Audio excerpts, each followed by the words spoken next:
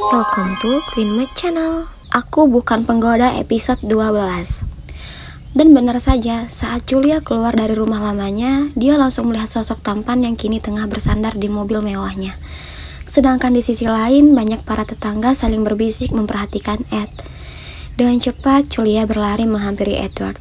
"Mas, kenapa kesini?" tanya Julia sedikit berbisik. "Simpan pertanyaan kamu nanti. Saya sudah sangat gerah berada di sini. Cepat masuk," sahut Ed memerintah Julia.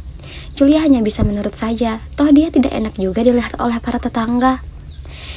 Jul, enak ya sekarang turun naik mobil, udah gak capek jalan kaki, terus naik angkot," tegur ibu-ibu sebelum Julia masuk ke dalam mobil. Julia hanya tersenyum kecil menanggapinya. "Ya iyalah bu, jadi gak sia-sia dia menggoda sana-sini, hasil akhirnya seperti ini," celetuk ibu yang lain. Mata Julia melotot, dia berharap Ed tidak mendengar perkataan ibu-ibu itu, namun sialnya salah.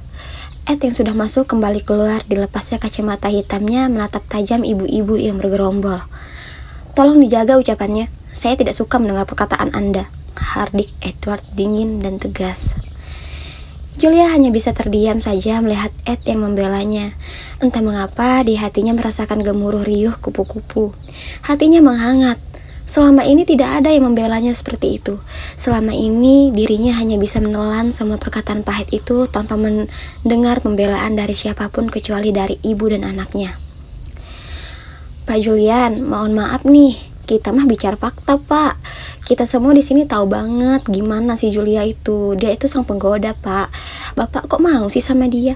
Dia itu bekas banyak orang." Bukannya berhenti, mereka malah semakin menjadi, melontarkan perkataan yang menghina dan menjatuhkan Julia. "Bisa berhenti? Atau perlu saya bungkam mulut kalian?" Emosi Edward tersulut. Mas, udah biarin aja, kita pergi saja," lara Julia. Dia merasa tidak enak saja menjadi akar keributan. Edward menatap Julia sekilas lalu berbalik menatap tajam para ibu-ibu. Tanpa berkata lagi, Edward masuk ke dalam mobil, begitupun dengan Julia. "Saya tidak mengizinkan kamu pergi ke sana lagi," ujar Edward saat mereka telah berlalu dari kampung. "Kalau nggak ada kepentingan, aku juga nggak bakal ke sana. Kamu pikir aku mau dicaci dihina seperti itu?" "Enggak mas," sahut Julia.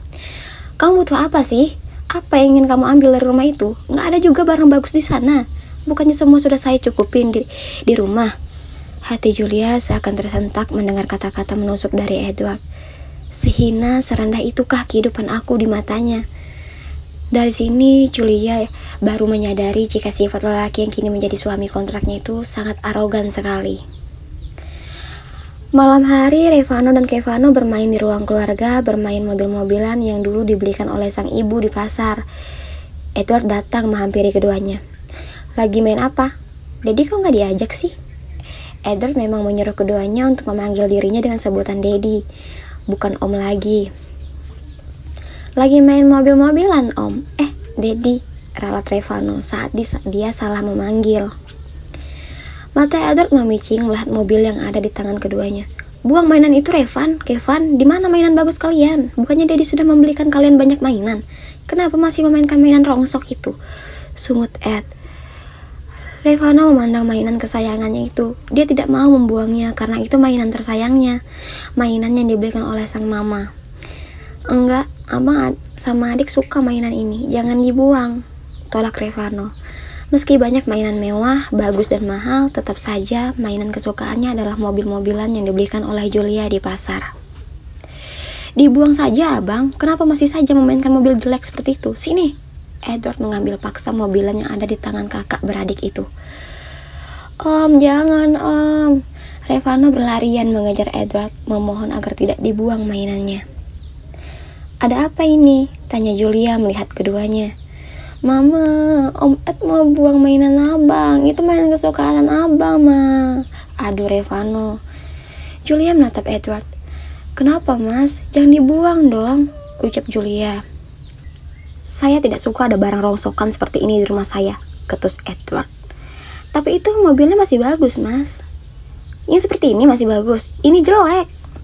"Tidak layak dimainkan," berang Ed. "Tapi Om tidak berhak membuang mainan abang. Itu mama yang membelikannya untuk abang dan adik," sahut Revano. Edward menatap bocah lelaki di bawah yang mendongak. Julia mengambil balik mainan yang ada di tangan Edward. "Jangan seenaknya," hardik Julia kesal pada Edward. "Abang, ini mainannya. Sana balik main sama adik lagi ya," ucap Julia lembut pada sang anak.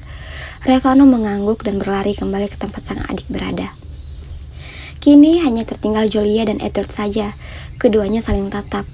"Kenapa kamu seperti itu, Mas, sama anak aku?" tanya Julia. "Saya hanya tidak ingin anak-anak main mainan yang tidak layak." "Tidak layak apanya? Itu mainannya masih sangat bagus. Memang iya mainannya bukan mainan mahal seperti yang kamu beliin. Tapi kamu tahu nggak kenapa mereka sangat sayang sama mainan itu? Karena itu aku beliin dengan jerih payah aku, Mas. Kamu nggak bisa seenak jidat kamu membuang milik orang lain." Setelah mengucapkan hal itu, Julia berlalu pergi. Edward memilih duduk di kursi meja makan. Selama ini, segala apapun itu dalam hidupnya harus perfeksionis. Dia hanya hidup sendiri saja, dan itu juga alasan dia tidak ingin ada orang lain di rumahnya dulu. Dan sekarang dia harus tinggal bersama dengan beberapa orang di rumah yang tentu saja berbeda kepribadian dan sifat. Edward memijat pelipisnya yang berdenyut. Sekarang ini masa-masa sulit dia untuk beradaptasi dengan semua perubahan yang ada dalam hidupnya. "Aku tidak menyangka bakal seribet ini," batinnya. Tanpa mereka sadari, perdebatan mereka tadi didengar oleh Sri. Wanita tua itu sengaja tidak menampakkan diri, dia hanya mendengari saja. Dan setelah Julia pergi, dia pun ikut pergi menuju ruang keluarga di mana kedua cucunya bermain. Hari demi hari berlalu, banyak kebiasaan yang berbeda membuat pertengkaran kecil antara Julia dan juga Edward. "Pindahkan abang sekolah ke sekolah internasional," ucap Edward tiba-tiba sembari memasang arloji di pergelangan tangannya. Lelaki itu sedang siap-siap turun bekerja.